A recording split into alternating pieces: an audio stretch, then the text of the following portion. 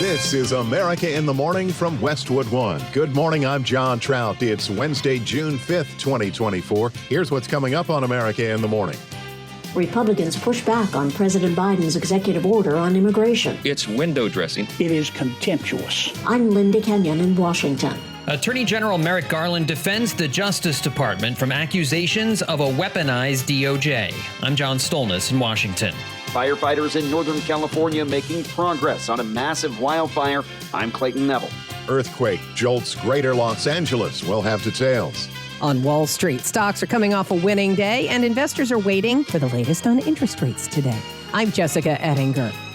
Remembering D-Day 80 years later. And not everyone who made the ultimate sacrifice was a soldier. All ahead on America in the Morning.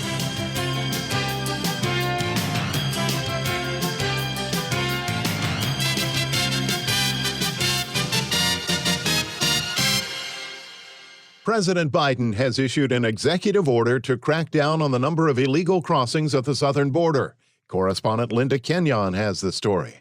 President Biden said he had no choice but to issue the executive order. This action will help us gain control of our border, restore order into the process. It will do that by turning away migrants seeking asylum when the average of daily encounters is more than 2,500.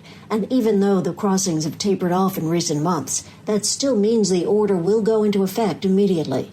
The president said he didn't want to do this through executive order, but he had no choice. I'm moving past Republican obstruction and using the executive authorities available to me as president to do what I can on my own to address the border. But he said the real solution to the immigration problem is legislation, and that legislation was blocked twice by Republicans. Frankly, I would have preferred to address this issue through bipartisan legislation because that's the only way to actually get the kind of system we have now that's broken fixed. Republicans like House Speaker Mike Johnson blame President Biden for breaking the system in the first place. It's window dressing. Everybody knows it. If he was concerned about the border, he would have done this a long time ago. But he didn't because he said executive orders can, and often are, challenged in court. He also maintained that executive orders can and often are negated by subsequent administrations. And while the president said he wouldn't have had to do this if Republicans had just passed the bipartisan border bill, Texas Republican Senator Ted Cruz told Fox News that's just an election year ploy. They're doing this right before the election. They're doing it so the useful idiots in the corporate media will say, gosh, Biden solved the problem. Nothing else to worry about here. Louisiana Republican John Kennedy used stronger words than that. This is one of the most cynical things that I have ever seen a politician attempt to do 5 months before an election. It is insulting. It is cheap.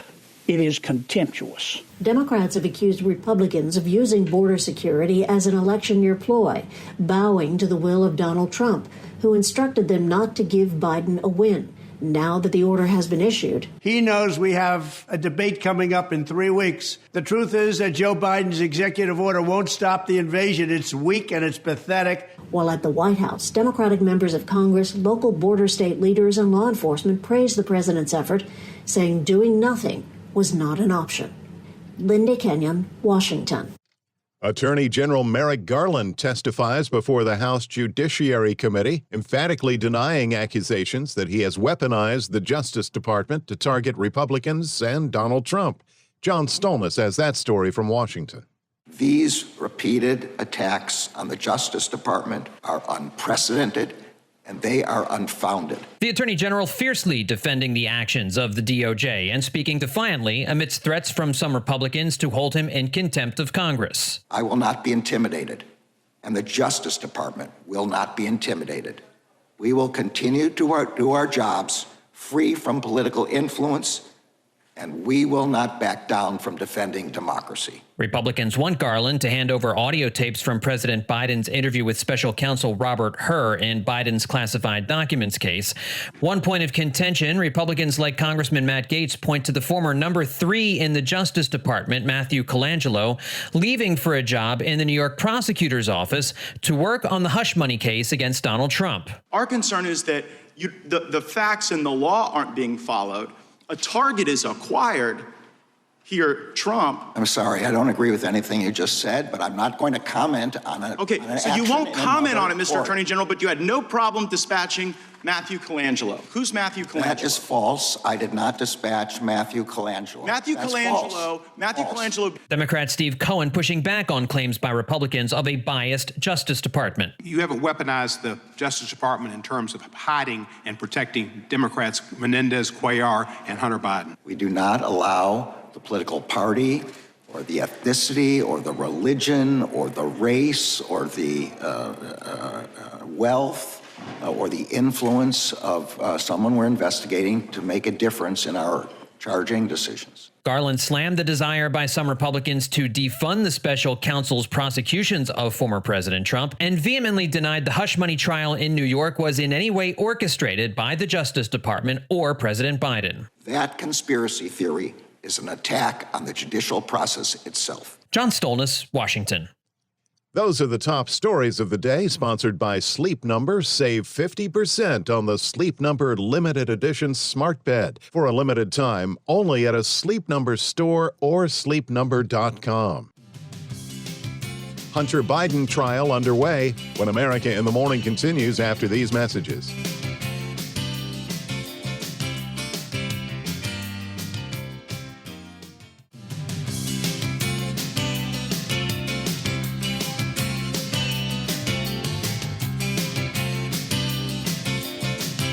This is America in the Morning, the eastern half of the nation under the threat of showers today. And the reason why, here's AccuWeather.com meteorologist LaTroy Thornton. As a rather large disturbance stretches its way from Saskatchewan, Canada, across the upper Midwest and Great Lakes regions and into parts of the South on its journey eastward through the day today, we can expect to see numerous showers and thunderstorms continuing along its path. Most of the thunder risk will be confined to the U.S. side of the storm, but some of these thunderstorms may be able to turn severe within a swath from the Detroit and Buffalo metropolitan areas, south and westward through much of Tennessee, and extending south and west into the Arklatex area. Within this zone, storms may bring hail, localized damaging wind gusts, and some widespread flooding downpours, especially later in the day. Ahead of this feature, a more typical late spring air mass pushes northward along the eastern seaboard today, bringing an influx of moisture with continued warmth for many, sparking some additional showers and thunderstorms from northern New York State through the mid-Atlantic and into mainly interior portions of the southeast. This includes much of Florida, where thunderstorms may bring a quick downpour across the Florida peninsula to knock back some of the heat for a few minutes. Behind that main storm, dry conditions can be expected for most of the plains states today. However, the story of the day for the southern and central plains will be the spreading heat, as a heat wave is in store for parts of Texas as some summery temperatures arrive early. Cities such as Laredo may reach 110 degrees for the first time this year later today, with triple-digit highs looking likely through at least the weekend. Otherwise, look for a dry day through the west as the more active parts of the storm track instead push into southwestern Canada. That's the weather across America. I'm AccuWeather.com meteorologist LaTroy Thornton. Follow us wherever you get your podcasts, Apple, Spotify, Amazon, and YouTube. Just search America in the Morning in your favorite listening app.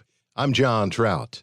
The criminal trial for President Biden's son, Hunter, continues in Delaware after opening statements and the first witness testimony was made. Correspondent Clayton Neville reports.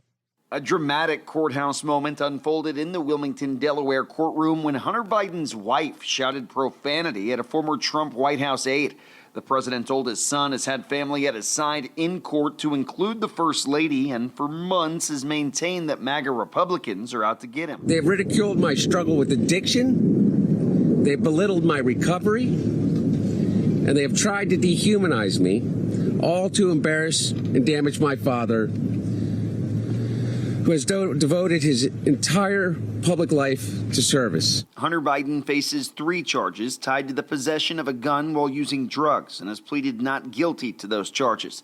The first day of witness testimony brought FBI agent Erica Jensen to the stand. She testified about Hunter Biden's laptop, which is said to have held evidence of Biden's alleged illegal purchases. The defense argued prosecutors have to prove that Biden knowingly broke the law, and the prosecution showed text messages in court that Hunter Biden allegedly sent to Hallie Biden, that's his late brother Beau Biden's widow. Those texts said he was waiting for a dealer in Wilmington. And another message the following day from Hunter Biden said he was sleeping in a car smoking crack. The trial expected to last several weeks. I'm Clayton Neville. Rattled nerves in Los Angeles, where a small earthquake was felt by about 1 million people. The U.S. Geological Survey said the tremor measured 2.8, but was just 6 miles below the Earth's surface and was felt throughout almost all of the nation's second largest city. There were no reports of injuries or damage. When we return on America in the Morning, the new Fortune 500 list is out. Who made the cut? After these messages.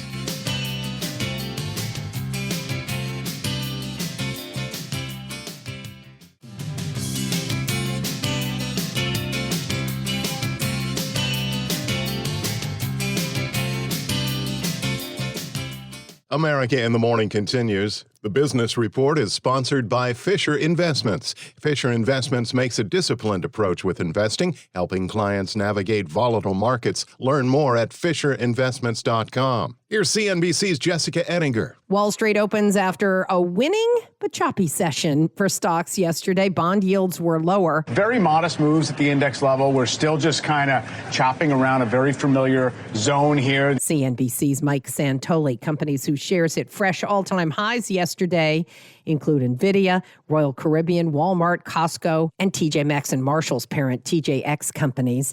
Bitcoin was back over $70,000 yesterday. Investors expect the Fed to hold rates steady today, but they'll be listening to see what Fed Chair Jay Powell has to say about where interest rates might be going. U.S. job openings fell in April to their lowest level in 3 years, but they're still historically strong. Lighter than expected. We're expecting a number around 8.3 million. 8,059,000, potentially a less tight labor market. CNBC's Rick Santelli. The JOLTS report on job opportunity and labor turnover also includes the quit rate, which went up in April. Quits are watched as a sign of Americans' confidence in the Labor Department that they can get a better job somewhere else. U.S. crude oil is sitting around a 4-month low this morning. AAA says gas prices have plunged 15 cents a gallon in just the past month. We are going into summer driving season. We have a market that is well supplied. We are not in deficit at the moment. RBC's Halima Croft on CNBC. Warner Brothers Discovery yesterday very quickly and without notice increased the prices for Max streaming service ad-free plans. Instagram testing non-skippable video ads. You cannot scroll past them until after they finish playing. TechCrunch says these are what you might see on YouTube. The new Fortune 500 list is out. Who made the cut? The annual ranking based on revenue, the data from 2023, and at the top for the 12th year in a row, Walmart, beating out Amazon at number 2, followed by Apple, United Health Group, and Berkshire Hathaway. And these days, you're going to find a few women in CEO jobs. There's still 52 women running Fortune 500 companies. The last 2 years have been the first 2 years where there's ever been more than 10% of companies run by women. And then for Black CEOs, it's dismal. It's only 8. Fortune's editor-in-chief, Allison Chantel on CNBC. On today's watch list, we are going to get a Fed interest rate decision, 2 p.m. Eastern. Earnings are coming from Campbell Soup, Jack Daniels maker Brown-Forman, Five Below, Lululemon, and Victoria's Secret. The ADP private sector hiring jobs report will be out for May. Keep us posted. CNBC's Jessica Ettinger. Our salute to D-Day continues this week. We'll have more when America in the Morning continues after these messages.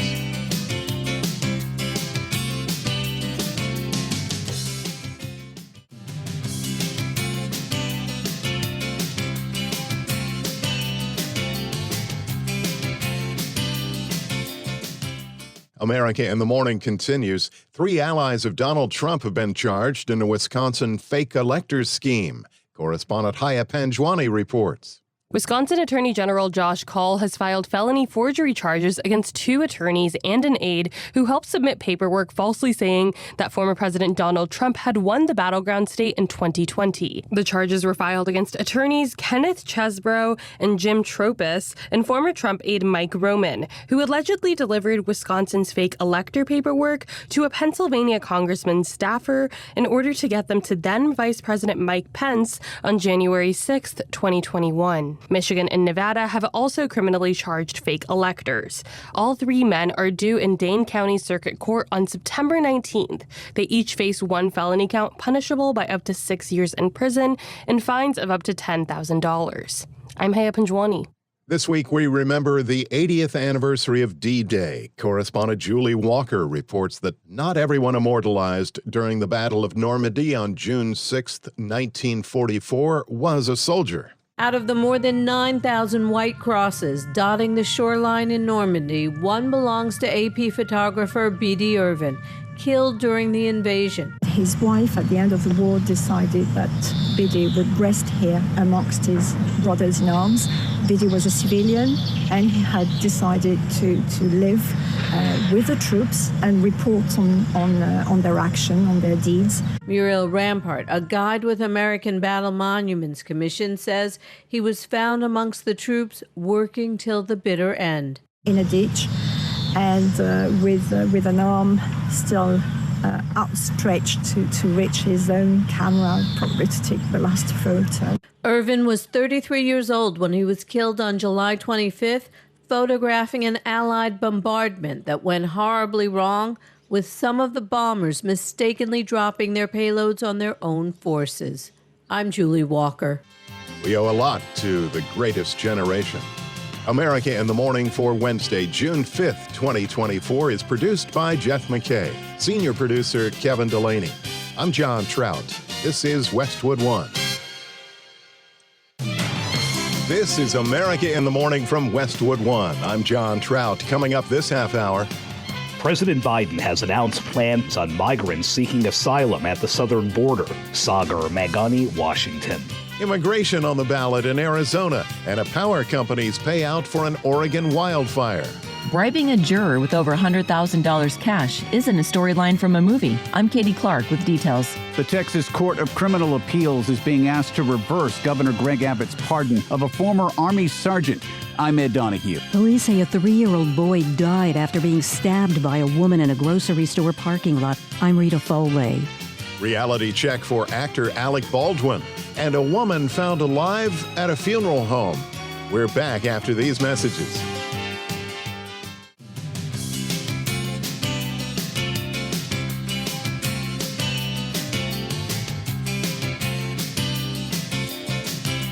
This is America in the Morning. Welcome back. Wet weather in store for a majority of the eastern half of the nation today. Here's AccuWeather.com meteorologist LaTroy Thornton. A strong area of low pressure sliding across south-central Canada will continue to interact with sprawling high pressure situated over the western United States today, producing another day of very strong wind gusts for much of Montana, Wyoming, and much of the northern plains. Within this zone, gusts of 50 to 70 miles per hour are expected through some of the higher terrain, with a widespread area facing at least 30 to 50 mile per hour gusts. Otherwise, a dry day can be expected for the west today, with that high pressure keeping generally quiet conditions in place. However, the center of the nation, while still also looking dry today, faces a different concern in places, with hot conditions bringing a heat wave to parts of Texas and even eastern Colorado.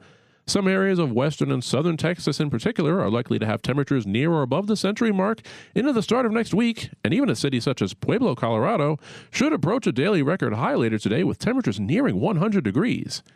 North and east of that heat, an expansive storm extends from south-central Canada into the Great Lakes and parts of the south, with showers and thunderstorms. Some of these storms may become severe from the interior northeast into northeastern Texas, bringing hail, damaging winds, and downpours, especially by this afternoon. Otherwise, a more typical setup for late spring can be expected farther to the east today, with moist and fairly warm conditions fueling showers and thunderstorms from northern New York, across the mid-Atlantic, and parts of the southeast. In El Paso, Texas, the heat wave begins with sunshine and a high of 104 today.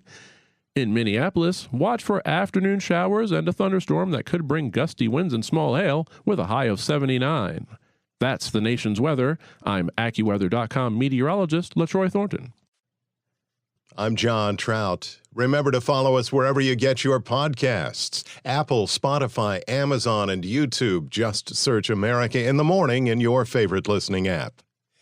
Facing mounting political pressure over the migrant influx at the southern border, President Joe Biden signed an executive order aimed at restricting the volumes of asylum-seeking immigrants attempting to enter the United States. As Washington correspondent Sagar Meghani reports, Biden's announcement was met with serious questions from former President Trump and many members of Congress. This is one of the most cynical things that I have ever seen a politician attempt to do 5 months before an election. And here you go with an election year political gimmick to try to push this issue aside so that he can go to a debate and say, well, I did something. I'm moving past Republican obstruction and using the executive authorities available to me as president to do what I can on my own to address the border.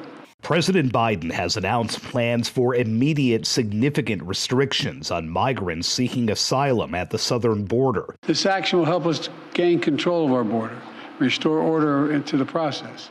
This ban will remain in place until the number of people trying to enter illegally is reduced to a level that our system can effectively manage. The move would bar migrants from getting asylum once officials deem the border is overwhelmed. This action will help us gain control of our border. The president says he'd rather have had legislation to address the issue instead of going it alone. Frankly, I would have preferred to address this issue through bipartisan legislation, because that's the only way to actually get the kind of system we have now that's broken, fixed, to hire more Border Patrol agents, more asylum officers, more judges.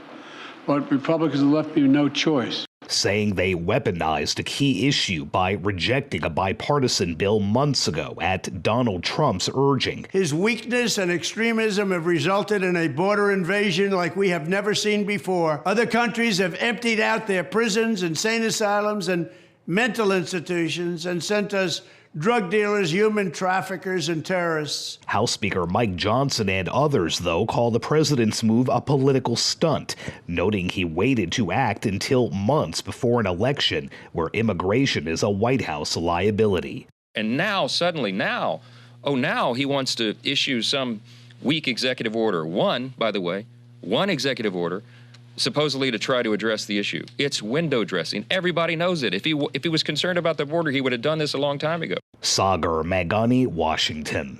The Republican-controlled Arizona legislature gave final approval to a proposal asking voters to make it a state crime for non-citizens to enter the state from Mexico at any location other than a port of entry, sending the measure to the November 5th ballot. Arizona's proposal, which narrowly passed the state house, would allow state and local police to arrest people crossing the border without authorization. It would also give state judges the power to order people convicted of the offense to return to their countries of origin. Arizona Governor Katie Hobbs, a Democrat, vetoed similar legislation in March and is against this plan as well. The referendum also calls for strong prison sentences for anyone selling fentanyl that causes someone's death.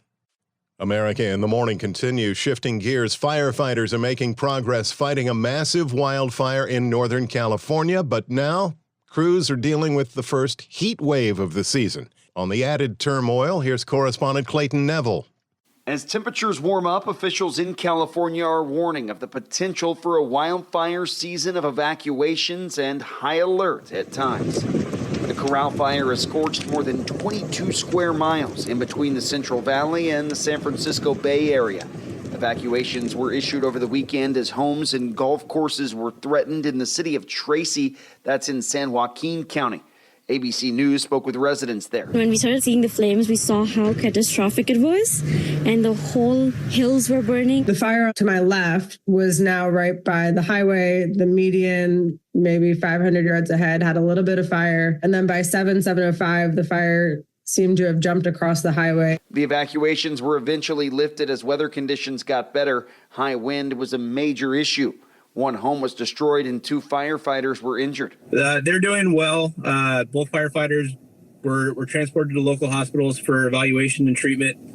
They're in stable condition. Their injuries were categorized as minor to moderate, and just part of department policies are getting them to a burn center to be evaluated and treated. CAL FIRE Battalion Chief Josh Silvera spoke with CNN. Firefighters are actively engaged in trying to contain this fire. The Corral fire now 75% contained. Still a close eye on the weather as we're starting to warm up. CAL FIRE's outlook for this year highlighted dryness from mid-May to June that could lead to more small fires and a chance of larger fires depending on the wind. The Corral fire so far the largest wildfire in California this year. I'm Clayton Neville. Another California wildfire was reported outside of Bakersfield last night near the town of Taft, now being called the Road Fire. Crews in southern Utah are dealing with a blaze that has now charred over 100 acres caused by a car with a mechanical failure. A power company has agreed to a multi-million-dollar payout to hundreds of victims of 2020 wildfires in Oregon. Correspondent Donna Warder reports. Pacific Power, part of Pacific Corp, says it will pay $178 million to more than 400 plaintiffs in Oregon in the latest payout related to the deadly blazes that ravaged the state. Some cases have gone to trial over the past year, and juries have ordered Pacific Corp to pay hundreds of millions of dollars to victims. Ongoing litigation could have the utility on the hook for billions. The Labor Day 2020 wildfires were among the worst natural disasters in Oregon's history, killing 9 people, destroying thousands of homes and other structures, and burning more than 1,800 square miles. Last June, a jury found Pacific Corp liable for negligently failing to cut power to its 600,000 customers despite warnings from top fire officials. I'm Donna Warder. Juror bribed, AI on strike. Those stories and more when America in the Morning continues after these messages.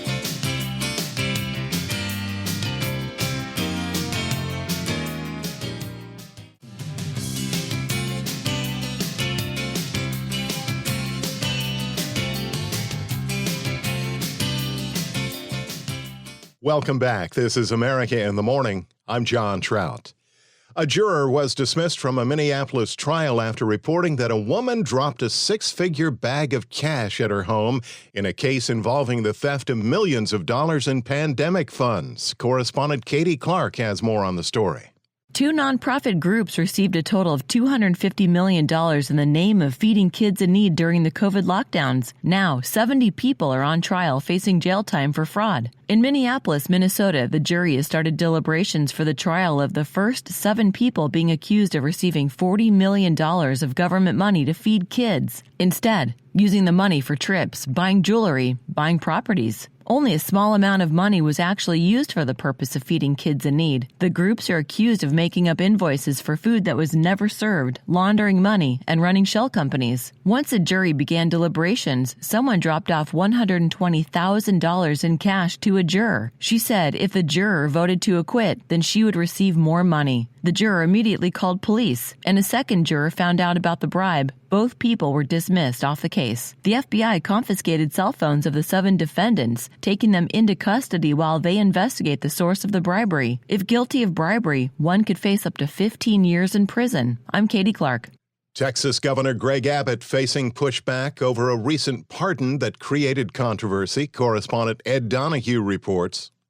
The Texas Court of Criminal Appeals is being asked to reverse Governor Greg Abbott's pardon of a former Army sergeant who was convicted of fatally shooting a Black Lives Matter demonstrator. Travis County District Attorney Jose Garza and the family of Garrett Foster say the full pardon is a mockery of the legal system. Garza says Governor Abbott is putting politics over justice and is vowing to use every option available to reverse the decision. Daniel Perry was convicted and sentenced to 25 years in prison last year for the shooting of Foster during a demonstration in downtown Austin. Perry is white. He was working as a rideshare driver when his car approached the demonstration. There was a confrontation. Witnesses say Foster, a white Air Force veteran, never raised his gun. Perry claims Foster pointed a rifle at him. I'm Ed Donahue. Scary scene in Ohio where a woman in a supermarket parking lot, seemingly without reason, stabs a 3-year-old boy to death. Disturbing details from correspondent Rita Foley. Police say a 3-year-old boy died after being stabbed by a woman in a grocery store parking lot in Ohio. Investigators think this was a random attack. Little Julian Wood and his mother had been shopping at a grocery store on Monday and were going back to their vehicle when police say a woman ran at them with a knife, stabbing both of them. The little boy died at a hospital. There was no immediate word on the condition of his mother, and police did not name her. A 32-year-old woman was taken into custody at the scene in North Olmsted, a Cleveland suburb. I'm Rita Foley. A major outage at OpenAI took its flagship product, ChatGPT, offline for several hours yesterday, followed by several other major AI sites going dark. And the question remains, why did they all go on strike at the same time? Here's Chuck Palm with that in today's Tech Report. 3 of the largest AI service providers were offline for several hours yesterday, with very little explanation given. Is it a sign of the AI apocalypse, or is it just overtaxed server computers?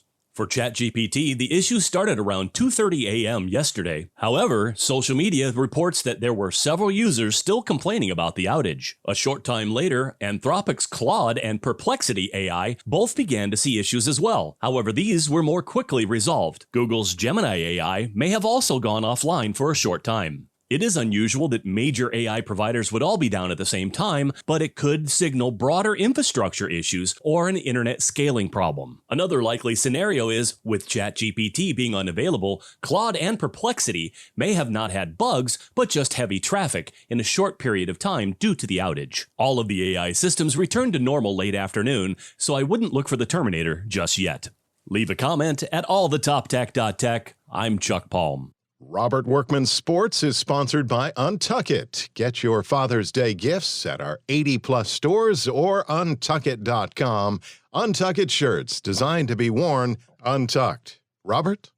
Baseball, it was an up-and-down night for Royal star Bobby Witt Jr. He homered twice to help his team build a 5-run lead against the AL Central leading Guardians, but his throwing error in the 7th allowed 3 runs to score and gave Cleveland an 8-5 win. Phillies rallied past the Brewers 2-1 in 10 innings. Yankees topped the Twins 5-1 for their 6th win in a row. Luis Gil with 6 shutout innings for his 7th consecutive victory. New York and Philadelphia share the league's best record. Orioles obliterated the Blue Jays 10-1. Ryan Mountcastle homered twice and drove in 5. Connor Norby got his first big league hit, a 2-run dinger. Well done, Meat. Pirates blanked the Dodgers 1-0. Rookie Jared Jones and the Diamonds with a 5-hitter. Braves got a career-high 13 Ks from Max Fried in an 8-3 win over the Red Sox. I felt like I was executing my pitches really well, and today, instead of ground balls, it was swings and misses. Cubs came back to shade the White Sox 7-6. The Southsiders have now dropped a dozen straight games. Rays, Astros, Tigers, Mariners, and Angels win in the American League. Diamondbacks, Mets, and Reds in the National League. 3-time defending softball champion Oklahoma got a walk-off home run from Jada Coleman in the 8th inning to edge Florida and make it back to the Women's College World Series final. They'll meet number 1 Texas in the best of 3 starting tonight. There'll be a new first-time men's champion at the French Open. Top seed Novak Djokovic suffered a torn meniscus in his right knee, so the 3-time winner in Paris and owner of 24 Grand Slam titles will be sidelined until at least August. Women's top seed and defending champ Iga Swiatek and U.S. Open champion Coco Gauff won their quarterfinal matches and will meet in one semifinal tomorrow. And the U.S. women beat South Korea 3-0 in a friendly in St. Paul. 16-year-old Lily Johannes made her national team debut and scored a goal. 3rd youngest player ever to do that. That's Wednesday Sports.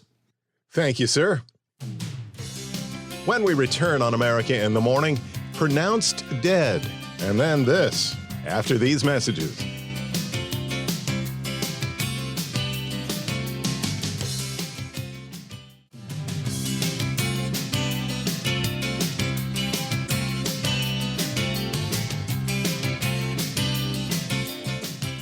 Welcome back. This is America in the Morning. A new role for actor Alec Baldwin. Entertainment correspondent Margie Zaraletta reports he's joining his wife and kids on a reality show. Alec Baldwin says in an Instagram video he and his wife Hilaria are inviting viewers into their home to experience the ups and downs, the wild and the crazy. The Baldwins are parents to 7 children under the age of 10. The show is tentatively titled The Baldwins, and it will air on TLC in 2025. In July, Baldwin is scheduled to go on trial in the death of cinematographer Helena Hutchins on the set of the movie Rust in 2021. She was killed when Baldwin pointed a revolver during a scene rehearsal, and it went off. I'm Archie Zaraletta. 1980s icon announces a North American tour. Kevin Carr has details. On Monday, 80s pop icon Cyndi Lauper announced her final North American tour. Now let's get wild! I always felt like an outcast, and I kind of liked it out there. Who cares if somebody doesn't like what you do? The Girls Just Want to Have Fun Farewell Tour kicks off on October 18th in Montreal and will continue through early December. Stops include Los Angeles, Chicago, Minneapolis, San Francisco, Washington, D.C., and her hometown of New York City. The announcement came the day before her new film, Let the Canary Sing, dropped on Paramount+. You don't know where you came from. You don't know where you're going. But if you're doing what you love, magic. This documentary, which premiered at last year's Tribeca Film Festival, looks back at the 70-year-old singer's life and career since she blew up on MTV in 1983 with the single Girls Just Wanna Have Fun. The tour announcement and documentary release coincide with Lauper setting her hands and feet in cement at the TCL Chinese Theater in Hollywood on Tuesday afternoon. My life took such a surreal turn. See, so you can't count yourself out before you start to live. You never know what's around the bend. Special guests, who will be announced at a later date, will join the singer on the tour. VIP tickets are available now through Live Nation, and general admission will go on sale Friday. I'm Kevin Carr. A woman who was pronounced dead at a Nebraska nursing facility was transported several hours later to a local funeral home, but her story took an unusual turn when mortuary workers in a panic dialed 911. As you may have guessed, she was still breathing. Here's correspondent Haya Panjwani. The Lancaster County Sheriff's Office says when they made their shocking discovery, funeral home workers started CPR and called 911. The woman was rushed to a Lincoln hospital where she died hours later. Chief Deputy Ben Huchin said it was not the nursing home's fault. I also want to state that in our investigation, the funeral home did absolutely nothing wrong. They are the ones who found that she was still alive. That audio is courtesy of KLKN. He says investigators are looking into what happened, but hadn't found evidence yet that any laws were broken. Similar incidents have been reported at funeral homes in New York and Iowa in the past 18 months. I'm Haya Panjwani. And that's our show for today, Wednesday, June 5th, 2024. America in the Morning is produced by Jeff McKay. Senior producer Kevin Delaney. I'm John Trout. This is Westwood One.